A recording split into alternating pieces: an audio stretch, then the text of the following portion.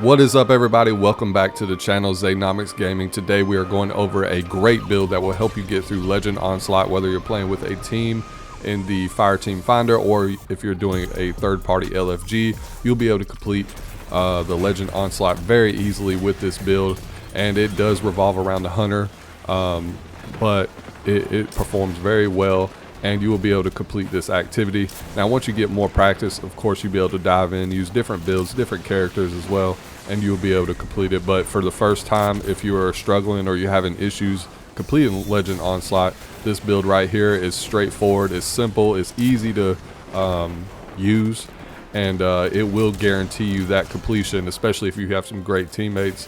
And like I said, with this, for me to complete it, I just used the regular Fireteam Finder, and we were able to get it done. No communication, nothing. We were able to complete it in about 1 hour and 5 minutes. As you can see in the background gameplay, we are on the final wave, wave 50. Now, before we actually jump into the build itself, there are a couple things I want you guys to be aware of. Now, first and foremost, I do recommend playing the regular version just to line yourself out a build, just to get familiar with what type of build you're going to be using. Most people gravitate towards the traditional meta loadouts for stuff that we use for like Grandmaster Nightfalls, raids and stuff, but some of that stuff actually doesn't work here in Onslaught just because it is a horde mode and it plays differently. You will be faced with tons and tons of enemies, and that is pretty much the gist of it. That's the point of the activity. So when you're thinking of builds, you kind of have to go outside the box. There has been other builds that I've used, like the Warlock. I've used Risk Runner, works very well with the Fallen. Now, you'll get wrecked if you are playing against the Hive, but it works exceptionally well with the Fallen if you decide to use Risk Runner. Final Warning has been great for Strand builds. I know we don't normally use that, but it's been great here in Onslaught. So there are a bunch of different paths that you could take when playing Onslaught, and you kind of have to think outside the box when you come up with a certain build. Now, you can see in the background gameplay, I am using Orpheus rigs, and it's like the go-to exotic for this build, in particular because it tethers enemies and you're able to get a bunch of orbs. So it allows you to keep your super up at all times, and it feeds orbs to your teammates, especially if you have the appropriate mods. Now, as you can see in the background gameplay, for this particular run, I created 263 orbs of power, 672 kills. So the build speaks for itself. Granted, my teammates did exceptionally well as well, but when you have those orbs of power and you're creating those orbs, you allow your teammates to get their supers back as well, and it also feeds into your super ability. First and foremost, for this build, the weapons, they are pretty much up to you as far as heavy and the special weapon goes. I was using Riptide during the waves, but when we go to the boss phase, I was actually switching to Succession, just because it was a sniper rifle that was dropping. You can use any sniper rifle of your choosing, but I liked Succession due to reconstruction and firing line. Two great perks, and they work well with each other. They help me with the boss room, and it gives me that range. So it was a nice special to fall back on. As far as the heavy goes, I was using, I believe it's called Ascendancy, which is the ritual weapon for the Crucible. It's a rocket launcher. It does have Explosive Light and Ambition Assassin. It has 2 other perks as well. I don't remember off the top of my head what they have. I was just kind of using it as a traditional just rocket, just because it had Explosive Light. And I didn't want to go into anything else. I didn't really look for anything else in particular, so I just rolled with it. The main highlight here, though, is Graviton Lance. You're going to want to use this because it has Cosmology, which basically states kills with this weapon cause enemy targets to detonate and spawn void projectiles that track targets. This is beautiful when we talk about our build mods. Also, too, it has Black Hole. Second shot of burst rips a hole through space-time, doing high damage and recoil with no fall-off. We also have Vorpal Weapon and Turnabout. So now Vorpal Weapon gives you increased damage against bosses, vehicles, and guardians with their super active. And of course, the guardians part doesn't matter. I'm just reading the description off of LightGG, but it does give you a higher rating due to this being the primary. So you get less damage increase when you have a special or a heavy. So we also have Turnabout. Using this weapon to break the shield of a combatant or a guardian using their super will grant you an overshield. This is really nice because it does play into our fragments that we're going to be talking about here shortly. As long as you break a shield with the weapon, you will gain an overshield for roughly 8 seconds, which is very nice, especially inside of Onslaught mode. Now you won't face too many enemies with void shields, but this weapon is capable of breaking all shields pretty easily compared to some of the other weapons. And like I said, guys, there's plenty of other builds out there and different weapons and combinations, but this build in particular that I'm talking about is by far the easiest at completing Legend Onslaught indefinitely. You could keep running it back to back with random people and have great success. So now for our subclass, we are using Shadow Shot with Deadfall, and we are pairing that with Orpheus Rig. Like I said, it is pretty self-explanatory build, but it has worked exceptionally well for me. Now Orpheus Rig states Deadfall returns ability energy per enemy tethered. It does give you additional shot if you're using Mobius Quiver, but we are not using Mobius Quiver here. We're only using Deadfall. Now you do get up to 50% super energy maximum, so just wait until you tether those enemies, kill them, and then go pick up the orbs after you have half your super back. That will guarantee you another super within the next 10 to 15 seconds if you play it right. And you also get 10% grenade, melee, and class ability energy. So it is a phenomenal exotic, especially for this activity, especially in Midtown. Moth Yards is a little different just because it is more spread out. You can consolidate your enemies a lot better inside of Midtown and Vostok. So if you plan on completing your Legend run, I recommend either getting familiar with Vostok map or playing on Midtown. And then once you feel comfortable with the specific map that you want to use, then go ahead and play on that, try to get Legend. And of course, if you guys need some help or something, definitely ping me a comment down below and I'll try to help you guys out the best that I can. Now, of course, you want to complete the Legend just because you get the special emblem and you get more loot. So it's a lot more loot that drops compared to the regular, but the regular is a little bit more laid back. You can experiment more with builds. You don't want to waste anybody's time just going into Legend and then just continuously dying. There are some people that are actually going in Legend and they'll only do like up to wave 20 and then dip just so they can get the extra loot because it's more loot friendly. Because if you only do 20 waves, you'll get 2 chests per wave, which will net you 4 chests, whereas if you do the regular version, you only get 1 chest per wave, so you'd essentially have to do 40 waves to get the same amount of loot other than doing Legend. But I digress.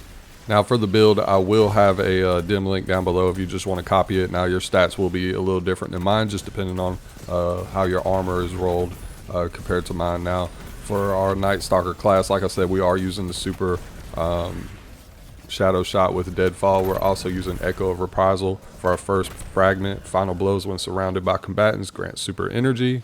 Echo of Expulsion, Void ability, final blows cause targets to explode. Echo of Persistence, void buffs apply to you.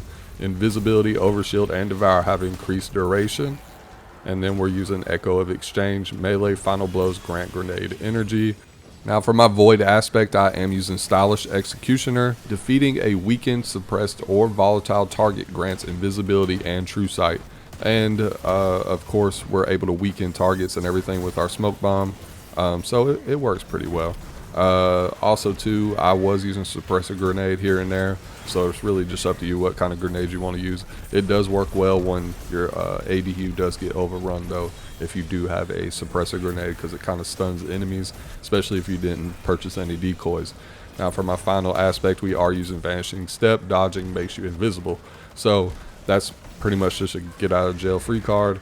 You're able to just go invis if you're getting overrun and you need to replenish your health or revive a teammate or dunk the spark when you go into that portal room in the pyramid. So that's pretty much the build. Like I said, it's very straightforward. Up on the screen I will have my loadout so you can see exactly what I used. So for my helmet mod, it's pretty straightforward. I want to generate as many orbs as possible with Graviton Lance. I'm using a Void subclass, so I am using Harmonic Siphon. I'm using 2 of those. They only cost 1 energy. I'm also using an Intellect mod just because of how my helmet's rolled. I want to get my super back as quickly as possible. I'm also using Power Preservation. Now these mods are pretty straightforward. It's really dependent on preference, but this particular mod, it states your super final blows create extra orbs of power for your allies, which I feel like is necessary when you are playing with teammates, just because you want them to be able to get their supers back just as quickly as you're able to. It just gives you extra insurance and that's pretty much what this mod is to me. Now for my arms, I am using a discipline mod just because, like I said, it fits my current role. And then I'm using impact induction, causing damage with a powered melee attack, reduces your grenade cooldown, which you'll always be able to do just because you have a smoke bomb. A bunch of enemies will get muffled into that, and it will give you grenade energy. We're also using firepower. Your grenade final blows create orbs of power. Pretty straightforward. I'm trying to get as many orbs of power as possible. Bolstering detonation is my final one. Grants class ability energy when you cause damage with a grenade. Now for my chest, I am using another discipline mod, like I said, because it fits the role that I have for my chest. And then I'm using concussive dampener, reduces incoming area of effect damage from combatants. And then I'm using emergency reinforcement. When your shields become broken, you gain temporary damage reduction. It does consume 3 or more stacks of your armor charge though, but I find it useful just because, like I said, it's sort of like an insurance policy to complete the legend. It's emergency reinforcement. I want to get damage resist. It only grants 10%, but it's something's better than nothing, so I'd rather go for it. Then on my legs, I'm using an intellect mod. Like I said, I'm trying to get my super back as soon as possible. It fits the role that I have on this exotic armor, so I decided to go with it. It gives me a plus 32 in that area. And then I have void weapon surge, which is why you see the ×2. You will always have this procced just because you will always make orbs of power. Always. You will always be able to collect them. It's very easy to do, and you will always have that extra damage for void weapons, which if you're using a grenade launcher like I am, edge transit, you'll also get that bonus on the grenade launcher. And then for my cloak, I am using a resilience mod, and then I'm using bomber. Reduces grenade cooldown when you're using your class ability. Easy. All you gotta do is dodge. And then I'm using powerful attraction to pair with bomber. Automatically collects nearby orbs of power when you activate your class ability, which works well with the void surge. So I don't actually have to run over and get them. It helps me get my super back. It helps me get the void ×2 damage. And then it also helps with getting back my grenade. And then I'm also using distribution, reduces all ability cooldowns when using your class ability near targets, which is pretty easy in Onslaught. All you gotta do is dodge. If you're by a bunch of enemies, you will get some of your ability energy back. So that's pretty much the build. For a quick rundown, if you're trying to complete Legend Onslaught, like I said, use Orpheus rigs, use Deadshot, Tether, and you will be able to complete this very easily. And like I said, if you guys need some help, definitely leave me a comment down below. I don't mind helping anybody out. For the most part, I kind of just piggyback between the two. If I want something more relaxed, I will play the regular mode just because I enjoy playing it.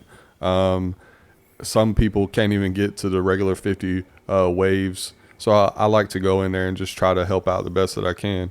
Also too, I do like playing Legend, but there's times when, you know, I got family running around the house and I'm not as focused, and I'm not trying to hinder anybody else that's trying to complete Legend either. But if you go in there with Orpheus rig, you play with Graviton Lance, you use Riptide. I mainly use Riptide just to deal with the overload champions because it freezes them. But you got to have chill clip roll. But other than that, everybody should have one of those, I would think, by now. But if you don't, it's okay because Graviton Lance is a pulse rifle, and we do have an overload pulse in the artifact mod, or the artifact. So you can unlock that very quickly. Like I said, this build is just phenomenal. It's probably the best build, I think, for Onslaught altogether. There are some other ones that require a little bit more setup, but if you're really just trying to complete it and just have a good time and play, this is by far the easiest build. Of course, we did use Ozymancy with Warlock. We did Phoenix Protocol. We did all kind of different builds. We even tapped into Risk Runner when playing against the Fallen, and I've had a lot of fun, but the easiest build was by far the Hunter. And like I said, man, Onslaught lets you go and try things that you haven't played with for a while. I even tried Trinity Ghoul because I feel like Trinity's Ghoul would have been really good, but Tiku's Divinations was a lot better. I used Tiku. It performed very well. I used Polaris Lance during specific damage phases.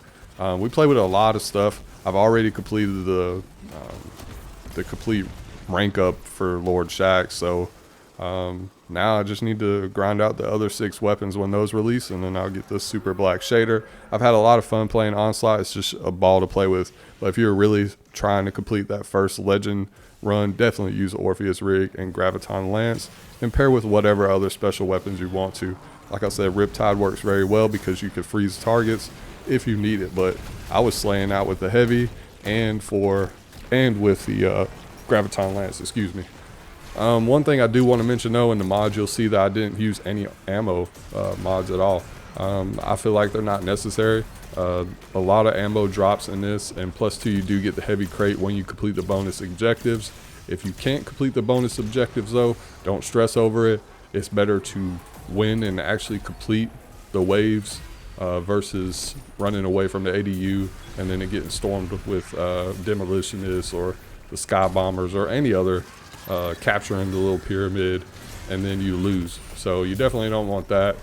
The main goal is to complete the waves and protect the ADU at all costs. Now I will say, if you do have the tether and you're playing on Legend, in most cases, especially like where you see in the background gameplay where I'm at right now, it's better to tether closer to the ADU because everybody's going to rush you immediately. So you want to be a little strategic when it comes to your tether. But man, once you get it going and you learn the map and how the enemies spawn, it is a blast to play with. But that's going to do it for the video, guys. I hope you enjoyed the video, and if you enjoy this content, don't forget to like the video and subscribe to my channel. It's a free way to support me. If you have any build recommendations or you guys want to play some Onslaught, ping me a comment down below. We could definitely set up a time, or I could test your build out. Like I said, I've been having a lot of fun with this new activity, and it's just been a blast. I haven't had this feeling with Destiny in a long time, so it's been a lot of fun for sure. This week we will be reviewing Elsie's Rifle as well as Recluse. I feel like those are two of the best. Succession, of course, you can get in a raid. Fallen Guillotine is like meh. The main weapons that I really want aren't really out yet, but I will say Elsie's Rifle definitely slaps inside a Crucible, so we will have a video out going over that weapon. And then too, of course, we're going to revisit Recluse just to see how that weapon's performing. But other than that, guys, I hope you have a great day, a great week, and I will see you all in the next video.